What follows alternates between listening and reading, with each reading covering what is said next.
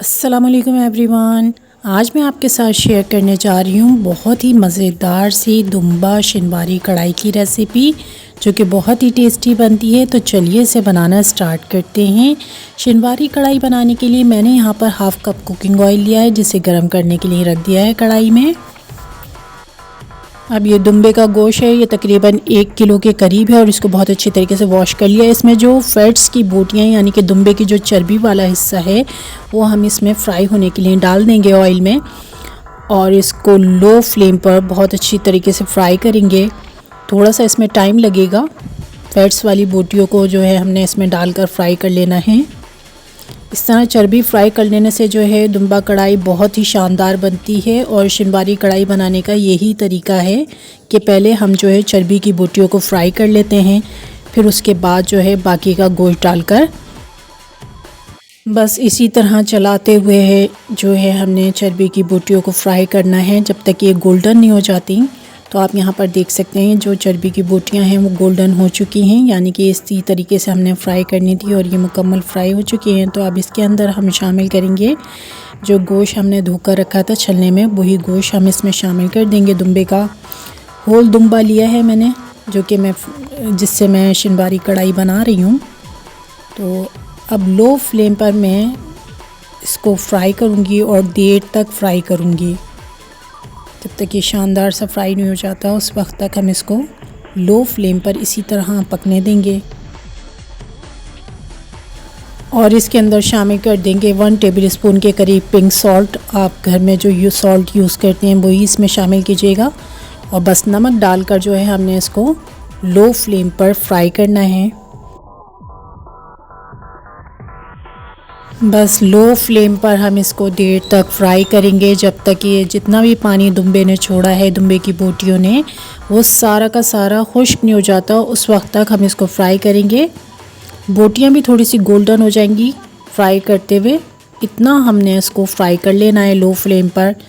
Time लगेगा लेकिन बहुत ही शानदार इसका टेस्ट आएगा। तो बेहतरीन तरीके से फ्राई किया हुआ दुम्बे की जो है कढ़ाई बनती है। और यहाँ पर अब हमारी जो बोटियाँ हैं दुम्बे की वो शानदार तरीके से फ्राई हो चुकी हैं। आप देख सकते हैं कितना शानदार फ्राई हुआ है गोश्त। अब इसमें शामिल करेंगे अदरक और लहसुन। तो एक आधे इंच का टुकड़ा मैंने अदरक का लिया था, जिसको इस तरीके से कट कर लिया है। 10 से 12 जवे मैंने लहसुन के लिए हैं।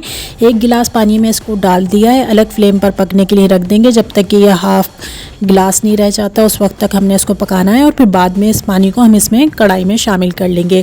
फ़िलहाल गोश्त को गलाने के लिए हम इसके अंदर पानी शामिल करेंगे। तो यहाँ पर मैं 3 गिलास के करीब जो है पानी इसमें शामिल कर रही हूँ, यानी कि मेरी कढ़ाई बिल्कुल भर जाएगी। इतना मैंने पानी इसके अंदर शामिल करना है ताकि ये दुम्बे का गोश्त जो है शानदार तरीके से गलकर तैयार हो जाए। 1 किलो दुम्बा है मेरा और इसमें मैंने 3 गिलास पानी शामिल करा है गोश्त को गलाने के लिए। अब लो टू मीडियम फ्लेम पर जो है हम इसको शानदार सा गलाकर बिल्कुल तैयार कर लेंगे। ढकने से मैं कवर कर देती हूँ और लो टू मीडियम फ्लेम पर मैं इसको पकाऊंगी जब तक ये शानदार सा गल नहीं जाता।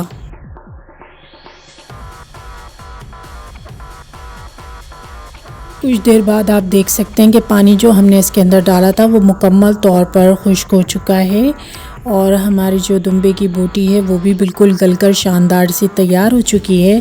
तो अब मैं यहाँ पर इसमें शामिल करूँगी टमाटर। तो इस तरीके से मैंने काटे हुए, एक टमाटर में से 4 पीस किए हुए और तकरीबन ये आधा किलो के करीब टमाटर हैं जो कि मैं इसमें शामिल कर रही हूँ। तो इसको इसी तरीके से इसमें डाल देंगी। और अब मैं शामिल करूँगी इसमें दही। तो 1 कप से थोड़ा कम थी दही और ये बहुत ही खट्टी घर की जमी हुई दही थी जो कि मैंने इसमें शामिल करी है। ये दोनों चीज़ें हम इसमें डाल देंगे और अब इसको मीडियम फ्लेम पर हम पकाएंगे जब तक इसकी शानदार सी भुनाई नहीं हो जाती। उस वक्त तक हमने इसको अब मीडियम फ्लेम पर पकाना है।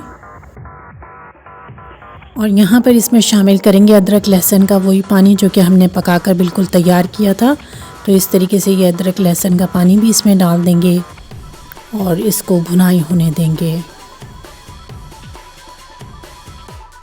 अब यहाँ पर टमाटर हमारे जो हैं थोड़े गल चुके हैं, तो इस तरीके से इसका कवर बिल्कुल अलग हो गया है।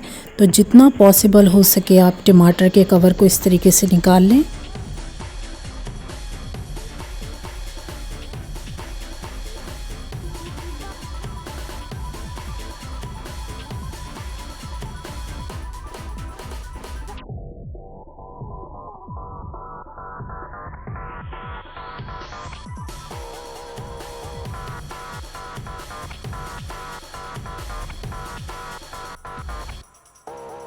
अब यहाँ पर आप देख रहे हैं कि शिनबारी कढ़ाई जो है हमारी वो भुनाई होने की तरफ आ गई है, लेकिन अभी मैं इसको मज़ीद लो फ्लेम पर थोड़ी देर और भुनाई करूँगी इसी तरीके से चलाते हुए, ताकि ये मज़ीद बेहतरीन सा टेस्ट दे। तो जितनी बेहतरीन बुनाई होगी उतनी ही बेहतरीन जो है शिनबारी कढ़ाई का टेस्ट होगा।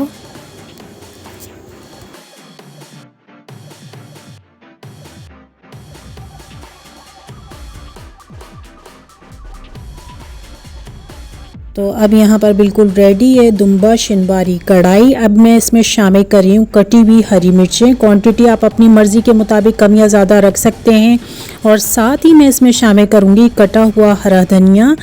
और आप इसको मज़ीद अच्छा गार्निश करना चाहें तो इसमें कटी हुई अदरक से भी आप इसको गार्निश कर सकते हैं। तो उम्मीद है मज़ेदार सी दुम्बा शिनबारी कढ़ाई की ये रेसिपी आपको पसंद आई होगी।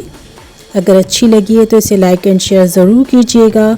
साथ ही मेरे चैनल को ज़रूर सब्सक्राइब कीजिएगा और बेल आइकन को भी प्रेस कीजिएगा ताकि मेरी आने वाली न्यू रेसिपीज़ को आप देख सकें।